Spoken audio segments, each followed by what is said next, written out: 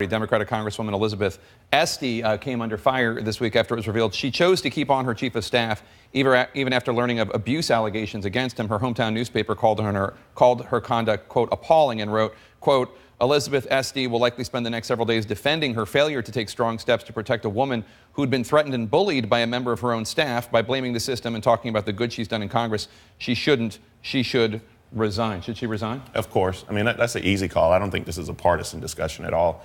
I mean, I looked at some of the allegations that came out, the threatening, the death threats, the abuse that, and I mean, it's one by her chief of staff.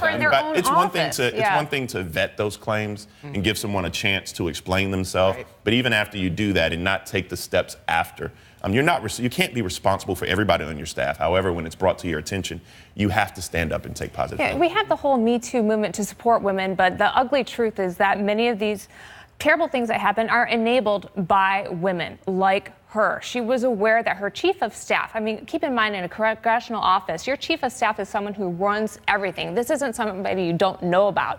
This guy said he was going to kill a staffer, punched her in the office, and yet this woman still turned a blind eye to it, gave him a good, positive letter of recommendation.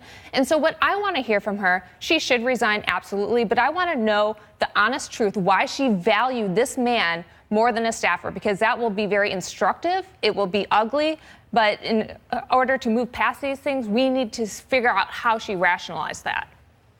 And just standing up, she is, right there with the whole Me Too, but not the people in her office. So she definitely, it was an epic fail, a fail of leadership. She used the same system that now the women in Congress, we know that the 22 women senators got together and said, listen, leadership, do something about this. This process to report sexual harassment shouldn't take so long. But yet you have a representative who's a Democrat holding up the same things and holding up her male staffer in a way that is unacceptable. Well, I think what you're hearing here is the reality is that the reaction to this is going to be a politically non-starter for her. I mean, all these decisions as to whether to resign or not based on what you do in office is ultimately dependent upon how the public and your colleagues view it. And it sounds to me that both colleagues on both sides of the aisle are going to push for her resignation. She can't stand.